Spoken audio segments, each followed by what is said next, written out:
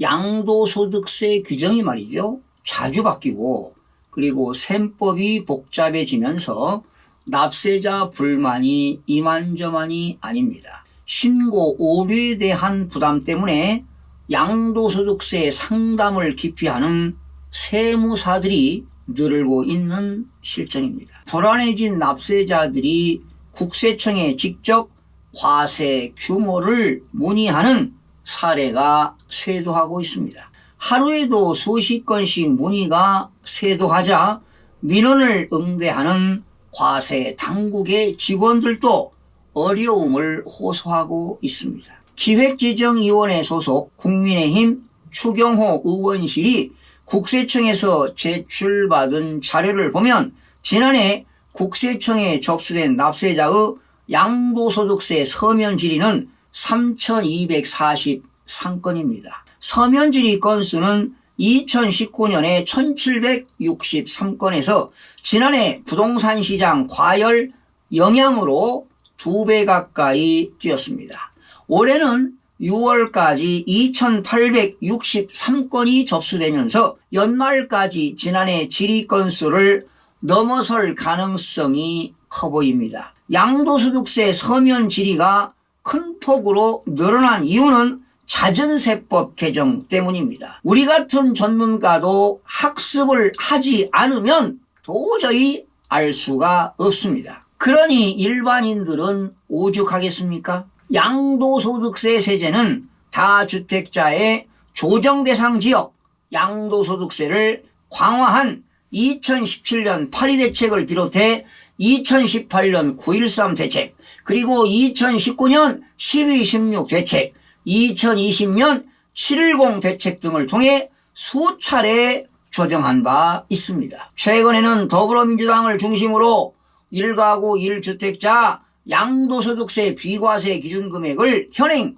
9억 원에서 12억 원으로 높이되 장기 보유 특별공제율을 최대 80%에서 50%로 낮추는 방안이 추진 중에 있습니다. 여당안 대로라면 1주택자가 양도소득세 적용세율만 해도 경우의 수가 2019년 8가지에서 무려 189개로 늘어났으니 얼마나 복잡하겠습니까? 양도소득세는 주택 보유수와 거주기간 그리고 어느 지역이냐, 매입 또는 매각 시점에 따라서 세율이 달리 적용되고 사례가 수없이 다양합니다. 그러다 보니 세무사 등 전문가도 상담을 기피하는 것입니다. 앞으로 여러 번에 걸쳐서 여러분들에게 양도소득세 법령 적용 가이드 맵을 여러분들에게 전해드리도록 하겠습니다. 먼저 이 시간에는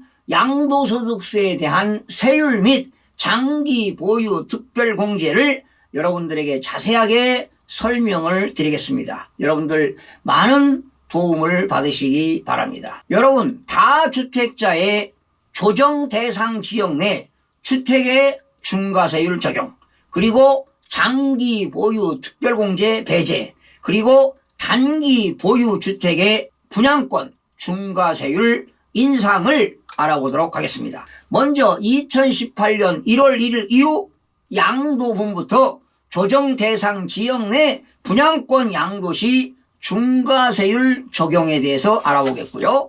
그리고 2018년 4월 1일 이후 양도분부터 다주택자가 조정 대상 지역 내 주택 양도 시의 중과세율 적용, 그리고 장기 보유 특별공제 배제가 되겠습니다. 그리고 2021년 6월 1일 이후 양도분부터 다주택자의 조정 대상 지역 내 주택, 그리고 단기 보유주택에 대한 입주권과 분양권에 대한 중과세율 인상에 대해서 자세하게 알아보도록 하겠습니다. 먼저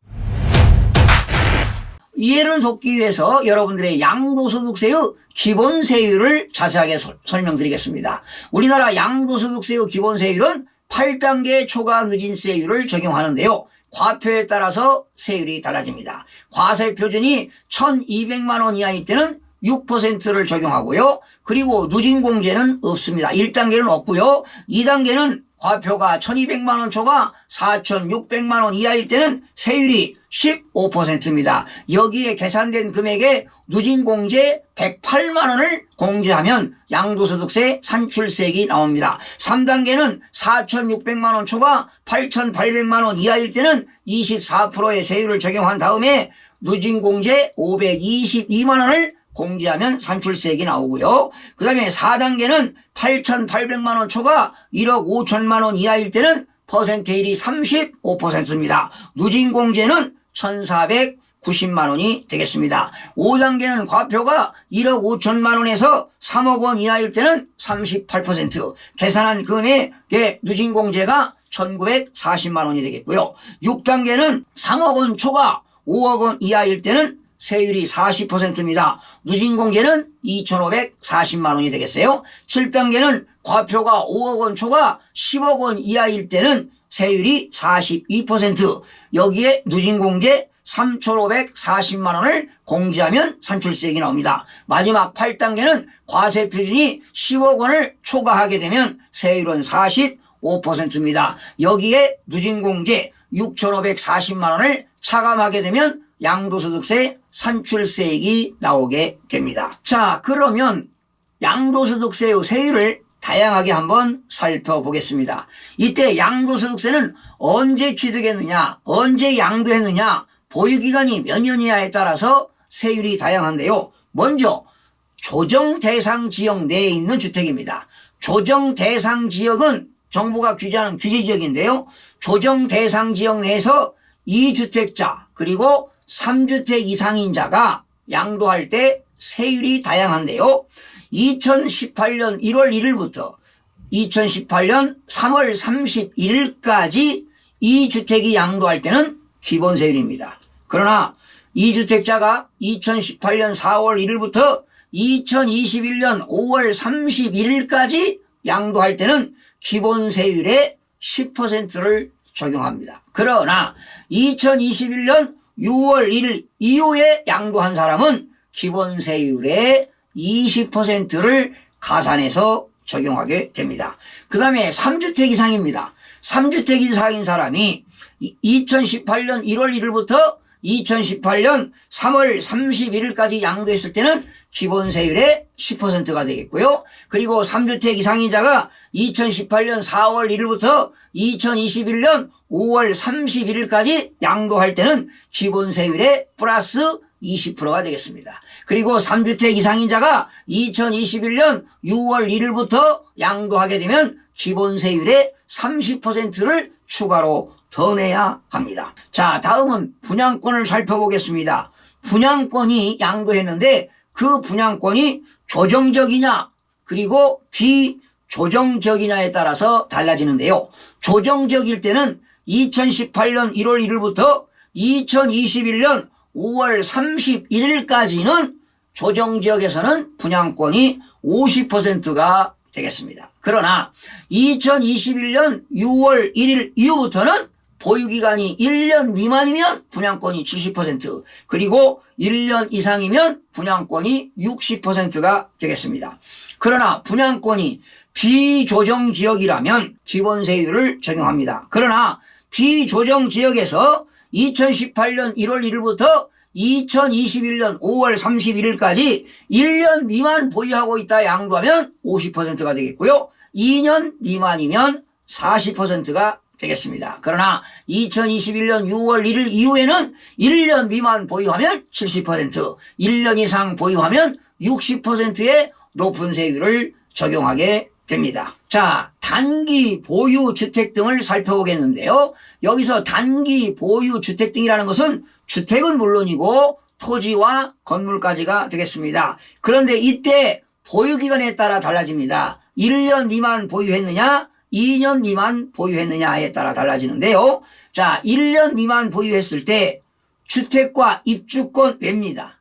주택도 아니고 입주권이 아닌 토지와 건물을 2021년 5월 31일까지 양도할 때는 50%가 되겠고요.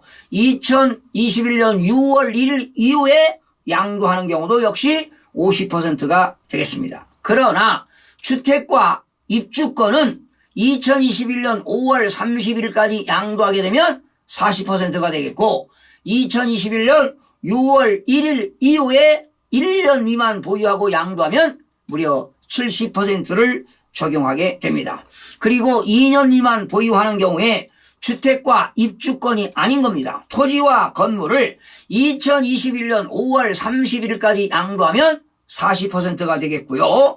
역시 2021년 6월 1일 이후에도 40%가 되겠습니다. 그러나 2년 미만 보유한 주택과 입주권은 2021년 5월 31일까지 양도하게 되면 기본세율을 적용합니다. 그러나 2021년 6월 1일 이후에는 60%의 세율을 적용하게 됩니다. 여러분 얼마나 복잡합니까? 당장 여러분들이 들으면서도 헷갈리고 상당히 어려움을 느끼고 있습니다. 자, 여러분 1주택자가 양도했을 때요. 장기보유 특별공제가 여러 번 개정이 됐는데 1주택자가 장기보유 특별공제 적용 시에 2년 거주 요건이 추가한 바 있었죠.